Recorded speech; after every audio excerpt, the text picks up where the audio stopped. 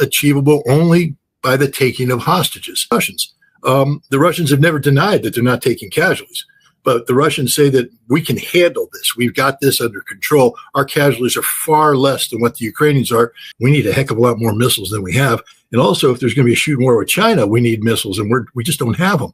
And so the United States is basically saying we're shutting down that pipeline for you. And when they began this crisis back on October 7th, but history shows that Israel is incapable of living up to any deal environment that could keep the United States in, keep the Russians out, keep the Germans down. That was what Lord Ismay said when one of the first Secretary General of NATO. And we saw this. I mean, look, there might be a military argument here. I struggle to make it, but many of these operations are intelligence-based, planned in advance, and they have an execution timetable.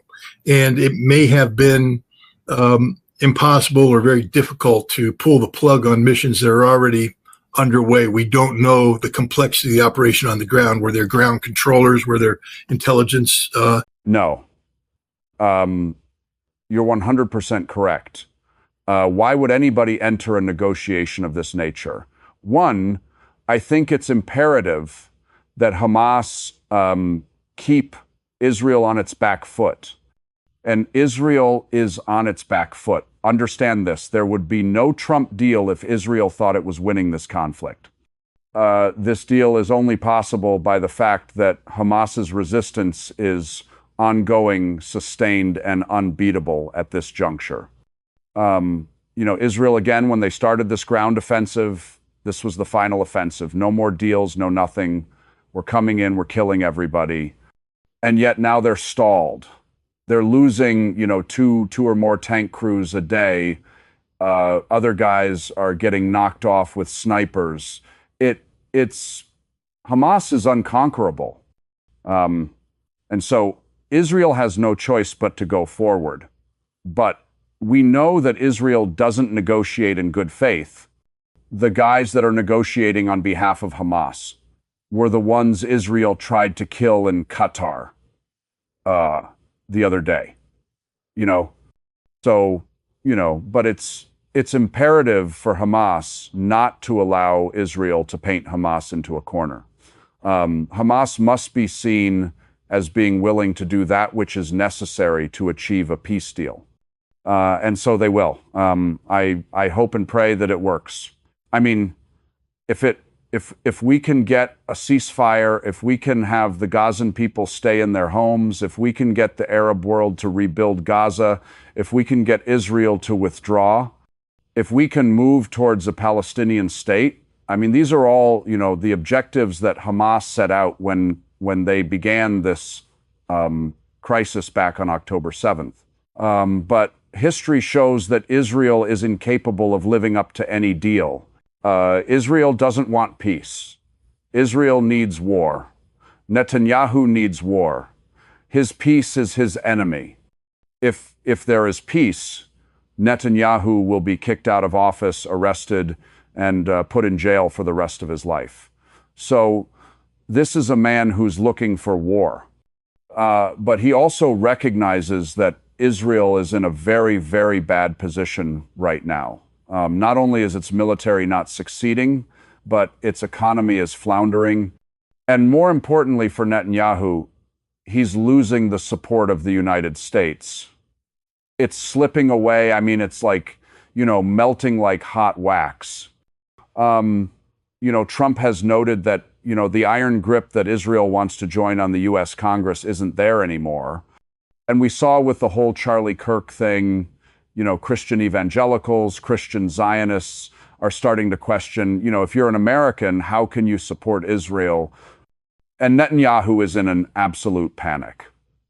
So there's a possibility for peace here. But again, as you said, I don't trust Israel. And I certainly don't trust the United States. Well, the hostages, I think at this juncture, have served their purpose. The purpose of taking the hostages to begin with was twofold.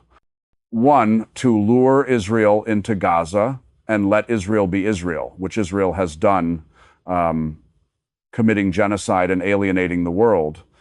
If people don't recognize the strategic victory Hamas has achieved here, then they're ignorant of the reality of the Middle East. Israel today is a reviled nation around the world. Nations are kicking Israeli diplomats out of their countries. Other nations are recognizing Palestine. Everybody except the United States recognizes Israel as a practitioner of genocide. And this is a huge victory for Hamas. And that was achievable only by the taking of hostages. And then the second thing was to use it to get Palestinians released. People need to remember that the Israelis are holding thousands of Palestinians hostage as we speak. These are people who haven't been charged with anything. These are women. These are children. They're being held by the Israelis, tortured by the Israelis, raped by the Israelis. And, Hamas wants them free. And so we're at the juncture now where, Israel has done what Israel's going to do. The world knows what Israel is, and Israel is not going to be able to shake that off.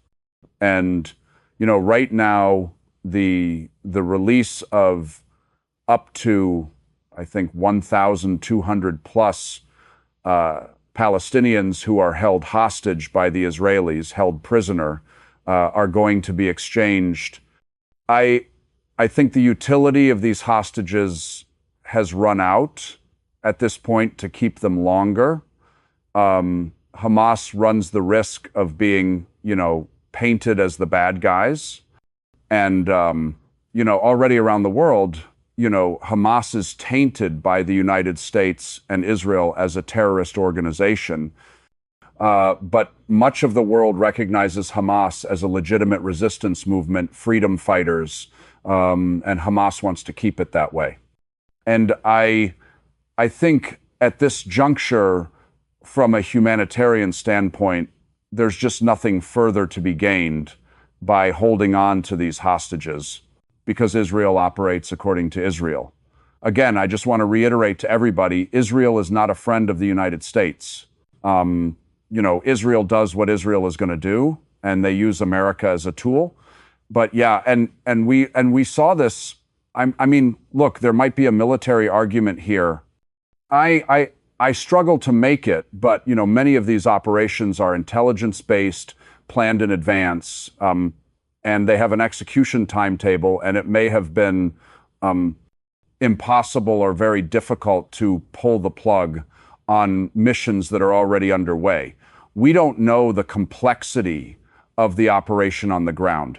Were there ground controllers? Were there intelligence assets, things of that nature? So I don't know. I'm just trying to be kind here. But the bottom line is Israel's going to do what Israel's going to do. They already annexed it. I mean, if Trump's going to say you're never going to annex it, then Trump needs to pass a law. Get Congress to pass a law that criminalizes the theft of Palestinian land and makes any American who steals Palestinian land subject to criminal prosecution when they return to the United. Wouldn't pass a Congress bought and paid for by AIPAC. But as the president has noted, that Congress may not exist much longer. And when the reality of what these sellers have done, many Americans live in blissful ignorance about the horrific reality of these people. This is not an anti-Semitic statement. It's an accurate statement. These are Brooklyn Jews who have become radicalized, and they go to Israel for the sole purpose of stealing Palestinian land, murdering Palestinians, kicking them out of their homes, and then they settle there. They don't work. These are not gainfully employed people. They sit there and they receive a stipend from the Israeli government courtesy of the American taxpayer. Their health care is paid for, their pensions are paid for, their job is just to steal land and declare it as part of Greater Israel. And they're doing that If the president's serious about not permitting this, then he needs to hold these people criminally liable for what they're doing. The Russians have made it clear that they're carrying out a war of attrition, and their job is to kill Ukrainians, and their business is good. The Ukrainians are dying by the bushelful every day in every sector. There's over a battalion worth of Ukrainians being killed. The Russians, are not losing anywhere near the casualties that Trump and Kellogg and Woodoff and others are claiming. It is a bloody war, high-intensity war. There are occasions when the Ukrainians do launch localized counterattacks where they achieve temporary drone superiority over a sector of the battlefield. And when you have drone superiority, it's a bad day for anybody underneath. The Russians tend to enjoy drone superiority, drone supremacy, but once the Ukraine are able to surge forward and get it, and you kill some Russians. The Russians have never denied that they're not taking casualties, but the Russians say that we can handle this, we've got this under control. Our casualties are far less than what the Ukrainians are. And Putin made a point of this in his Valdai statement. He said, we're focused on one thing. The army that doesn't have manpower can't fight. And the Ukrainian army is rapidly reaching that point. The Russians are in the business of killing Ukrainians, and they are doing it by the Bushelov. And that's where we are. The Russians advance where they can advance. Every day they're taking several more towns and villages. But their job right now is basically to deplete the Ukrainian military of manpower, and they're doing that in a very efficient, bloody, horrible way. Short answer is no. The long answer is, look, there are some residual elites. Before the special military operation, kicked in, there were political and economic elites who had ties back to the golden age of Western economic and political intervention, the 1,990 seconds. And they maintained a certain level of influence throughout Putin's, formative years as president. And they've been a problem for Putin because, they represent a linkage to the West that isn't necessarily to the benefit of Russia, but politically Putin, couldn't delink them because there are consequences at the polls. Yes, Vladimir Putin is not a dictator. He is a democratically elected president, and if you piss off enough Russians, you don't win the vote. But because of the special military operation, the West divorced Russia and these political elites became disenfranchised. Many of them fled, but many of them stayed. So I would say that there might be residual resentment amongst some of these elites, but they are so far removed from the center of power, it's not even funny. I know what you're talking about, and I'm not going to denigrate the person put forward this theory so far off base. That person needs to go to Russia. That person needs to meet with the elites he's talking about, not look at Russia long distance through Russian television programs. Sit down with Russians, meet with the Russians, see the reality of Russia, and see the reality of the broad spectrum of support that President Putin enjoys amongst the Russian people. And so elites and non-elites alike. The president, Putin's under no pressure from anybody. This man is as pressure-free as he could be.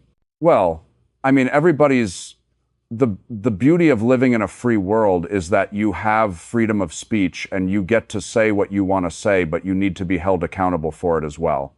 There is no evidence whatsoever that there's anything remotely resembling the C word taking place in Russia today. Just the opposite. The big C word that exists in Russia is corruption.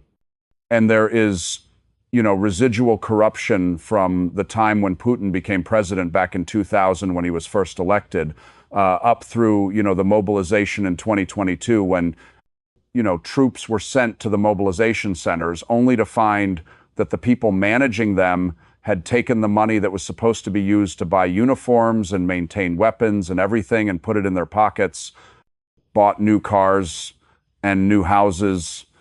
And the Russian, that was a big wake-up call. And to this day, you see generals, senior bureaucrats being arrested for corruption. This is a problem, but Putin is cleaning it up. The Russians are cleaning it up.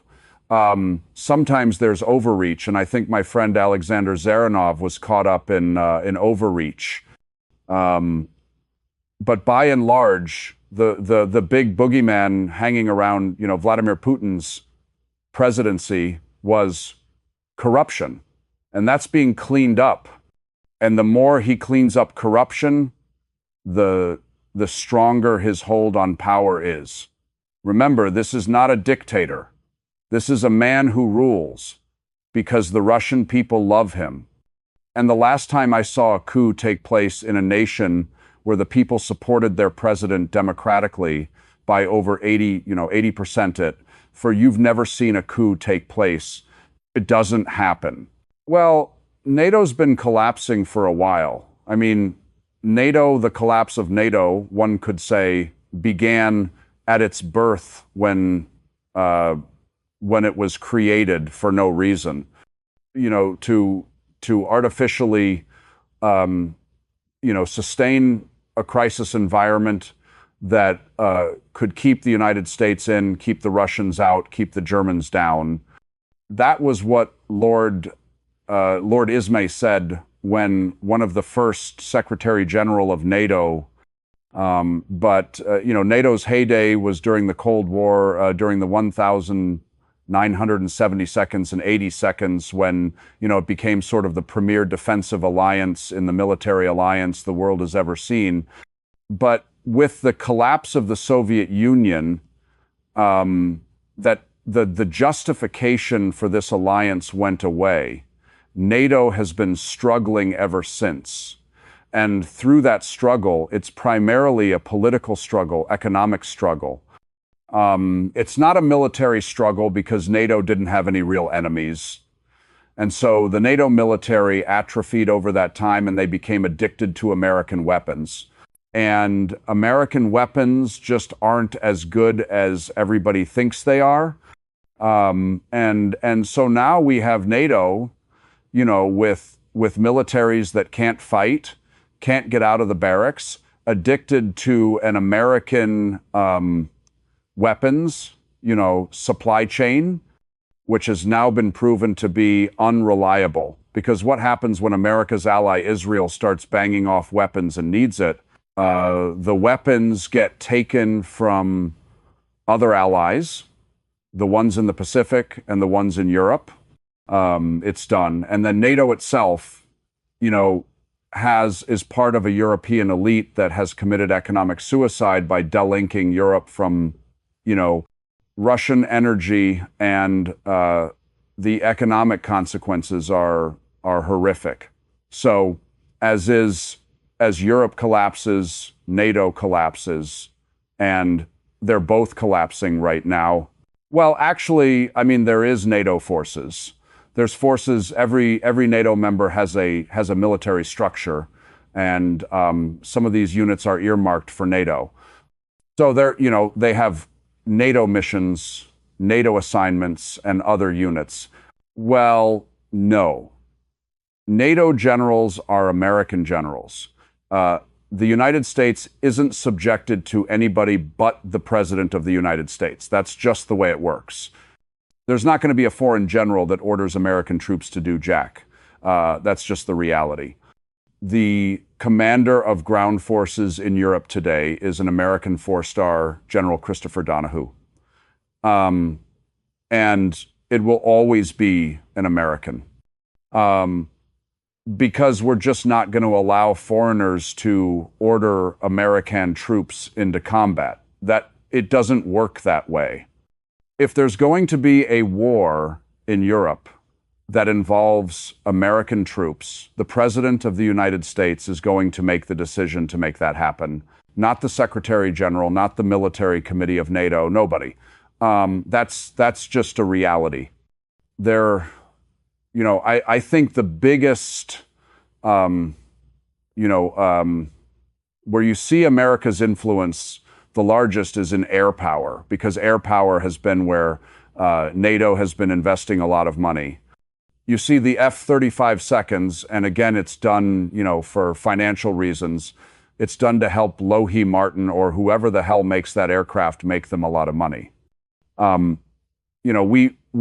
We sell the F-35 seconds, we sold the F-16 seconds, and such. But, we also sold Patriot missiles, we sold artillery systems. But what they're finding is that the United States has strings attached to everything. And sometimes those strings are attached to, walls that get pulled in place to shut down the supply of weapons. Patriots, Europe isn't going to see any more Patriots.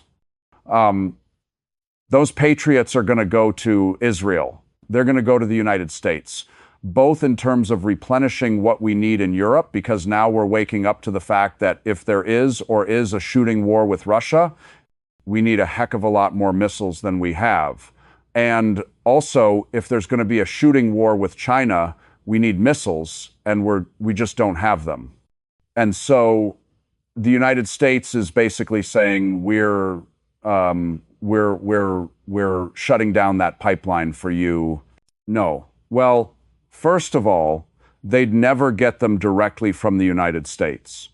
The discussion that appears to be taking place is that the Netherlands, and if you saw the Netherlands Prime Minister was just in Ukraine today doing a solemn march with Zelensky, celebrating or being sorrowful about the losses and all this. And the Dutch have been big talkers about how they're going to support. And the Dutch in 2023 said they wanted to buy the Tomahawk. The Tomahawk sales were approved in 2025. Money has been allocated. It's been tested on Dutch ships. And in 2028, the Tomahawks will begin to be delivered to the Dutch. As the president has said, we will sell weapons to NATO, and then NATO can decide to do what they want. So the route for the Tomahawk to come to Ukraine, if it does, will be through the Netherlands. But that decision hasn't been made yet, because, the Dutch would have to commit military resources to assist the Ukrainians. The Ukrainians aren't trained up on this. They don't know how to use them. And then the Dutch would have to make an argument for accelerated delivery of the Tomahawk, because waiting until 2028 for the Tomahawks to come to the Dutch and then for the Dutch to deliver them to the Ukraine, there won't be Ukraine back then. Ukraine is desperate now. Right now, if they were going to ever have the need for a long-range strike in a hope and a prayer of, getting the Russians to come to the negotiating table, it's now it's a futile thing. It isn't going to have they use the Tomahawks. It would be a nuclear war and we'd all be dead. But the vector wouldn't be from the United States to Ukraine. The vector would be through a NATO country. And right now, the only NATO country that is in the procurement process is the Netherlands. I think he said it because he came into office realizing that NATO was very weak. And his job is to project an aura of strength. And so I think he was ordered to say this. Chris is smart enough to know that he just can't get ahead of, NATO planning and what America's willing to support. And so, he was ordered to, we seek peace through strength. And the idea is to appear strong and make Russia feel vulnerable by projecting a potential threat to Kaliningrad. the the hope would be that Russia would divert resources to Kenrad that otherwise might go to Ukraine or go up to St. Petersburg, where Russia's putting in a new, military district opposite of Finland. And I think that's the purpose. But the bottom line is he just doesn't. I can't say he doesn't know what he's talking about, but the words he say isn't reflected around surrounded by NATO. Does he realize that the NATO that surrounds Kaliningrad is the Baltics and Poland, and that neither one of them possess the kind of offensive strike capacity that Donghu is speaking of? If any of these nations tried to crack the Kaliningrad nut, they'd be slaughtered in a heartbeat. Moreover, Danahu needs to understand that Kenrad's not some sort of throwaway territory. It is the Russian Federation, it is Mother Russia, and if you go after Kenrad, it's like going after Moscow and you're going to die. And that's what I said to Chris Donahue when he made that statement, is you just committed suicide because there is an Iskander-S that's a new missile, or there's an Eric that has your name on it. You won't live. You're the command and control of this operation, of this insanity. And if you gave the orders to execute Operation Reduce Kinrun, bubble, you die almost immediately because Russia will take you out with weapons you can't defend yourself against. This is the stupidity of statements like that. I know why he made it, and I have enough respect for Chris Donahue to recognize that he was put in a very difficult situation and he doesn't believe a word of what he said. We have Tomahawks. We could give them, but we're not going to, like I said, we're not going to give anything to Ukraine. That's not how this works. NATO has to buy the Tomahawks, and then a political decision has to be made by the NATO country involved. And again, I mentioned Netherlands being the only candidate for this, and the United States. So we have to give the Netherlands re-export authority, but we also have to get Congress. If it's there's certain TOMA, yes. I mean, the ones that we use, the ones we gave to the Brits, they have all this. Yeah, we're selling Tomahawks to Japan, and we're going to sell Tomahawks to the Dutch. And the question is, do these variants have the same linkage? Do they require an American footprint on both? And I think the answer is no. And so this export version of the Tomahawk could, in theory, be made available to Ukraine without American hands. It wouldn't be as effective. That the targeting would have to be derived from NATO sources and things of that nature. You wouldn't have to have the Americans doing the crypto. They would use their own crypto, but in theory, you could come up with an export version that doesn't require American troops. But if anything happened today, if they suddenly, it could only be with American, and this is the danger that people need to understand. Putin opened the door to a 1-year moratorium on New START, which is going to expire tragically on February 5th of next year. The treaty's gone. And unless we keep that cap in place of 1,550 warheads, we're going to go into a strategic nuclear arms race. It's going to see the number of warheads quadruple almost overnight. And ultimately, we'll have this, arms race where new weapons are being deployed. Very dangerous situation. Putin has said he'd like a 1-year moratorium, so the United States and Russia could talk about, what's next, how to keep this under control. But as he pointed out, that will not happen if the United States facilitates the transfer of Tomahawk missiles. And again, the Russians have been very good about acting on reality, not on intent. They're very calm. They don't go off on rumors. They don't, No one's been successful in provoking them into any major escalation. But when we're talking about a nuclear-capable missile being provided to Ukraine, that violates every, facet of Russia's nuclear doctrine, which says, by the way, just so people understand, if a nuclear power provides a non-nuclear power with the means to attack Russia, Russia will treat the attack as if coming from the nuclear power, and it will prompt a nuclear response. So no matter how you spend this thing, providing Ukraine with Tomahawk missiles makes the United States the enemy, and it clears Russia to use nuclear weapons, which is the last thing we want.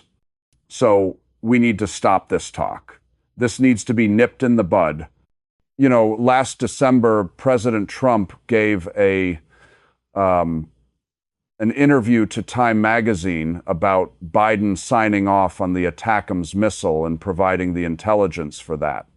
It's the exact parallel of what they're talking about here. Giving the Tomahawks to Ukraine, giving the intelligence to do deep strike. And at that time, Trump said, this is insanity, this could lead to a war. And it could have. He said, I will never support this. And at that time, Congress, the members of Congress, Republicans, put forward a House resolution designed to prohibit President Biden from going forward with the ATACMS and providing the intelligence. Congress needs to do the same thing now. They need to be consistent, because what the president's administration is talking about today is the exact parallel of what Biden was talking about back in December. But worse, it's an escalation. And Congress needs to step in right now and say, not just no, but hell no. You're not allowed to sell the Tomahawk to anybody. And you're not allowed to provide intelligence information that would facilitate the targeting of the use of weapons into Russia, because that is literally an act of war.